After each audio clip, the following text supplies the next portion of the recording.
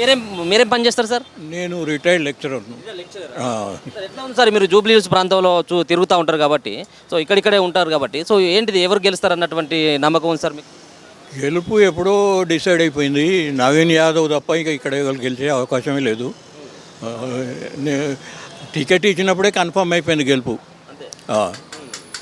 ఎందుకంటే ఇప్పుడు మీరు సానుభూతి అంటున్నారు. సానుభూతి కొట్టుడు పోతుంది. ఆమెకు సానుభూతి ఉంటే ఈయనకు లేదా? ఈయన 2 సార్లు చేసి ఓడిపోయాడు కదా, అది సానుభూతి కదా. ఆ సానుభూతికి ఈ సానుభూతి పోయిందన్నట్టు. వీళ్ళు ప్రతి ఒక్కరికి సహాయం చేసేటువంటి కుటుంబం.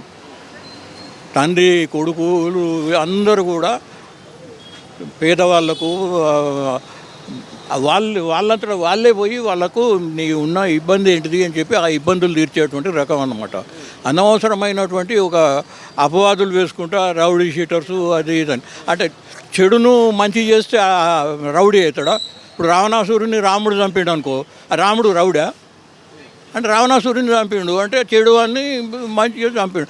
ఈయన చేసిండు కూడా చెడు ఎవడైతే చేస్తుండో వాళ్ళ దగ్గరికి పోయి సంజాయించి వాళ్ళకు బాట చూపించినటువంటి వ్యక్తి అన్నమాట. కాబట్టి ప్రభావం పడదంటారా? అంటే ఇంతమంది అంటే ప్రజల్లోకి కొంత లోతుగా తీసుకువెళ్లేందుకు కొంతమంది వ్యక్తులు ప్రయత్నిస్తాను. వాళ్ళంతా కూడా రౌడీ కుటుంబం, రౌడీ షీటర్లకు సంబంధించిన కుటుంబం అని చెప్పేసి రకరకాలైనటువంటి ప్రచారం.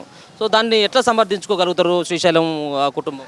అవన్నీ బయటి వాళ్ళు చేసేటువంటి ప్రచారం. ఆ బయట వాళ్ళు చేసే ప్రచారం ఇక్కడ ఓటర్లే కాదు, వాళ్ళు ప్రచారం చేసేటువంటి వాళ్ళు.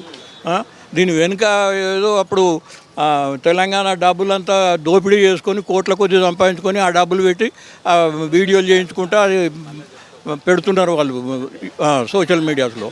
ఆ ప్రభావం ఏమీ పడదు, అందరికీ తెలుసు.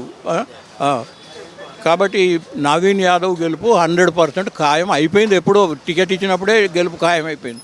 గోపీనాథ్ సైతం కూడా ఇక్కడ నియోజకవర్గంలో 3 సార్లు ఎమ్మెల్యే. సో ఆయన కూడా వేల కోట్ల రూపాయలకు సంబంధించినటువంటి అభివృద్ధి చేసిండు ఇక్కడ.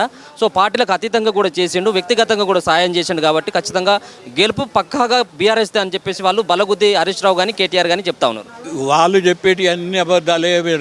తెల్లారులేస్తే 100 అబద్ధాలు ఆడతారు వాళ్ళు. మన గోపీనాథ్ చేసిండు అంటే 3 ఏళ్ళు చేసిండ్రు, 3 ఏళ్ళు ఎంత చేసిండో అంతకంటే డబ్బులు సంపాదించుకున్నాడు.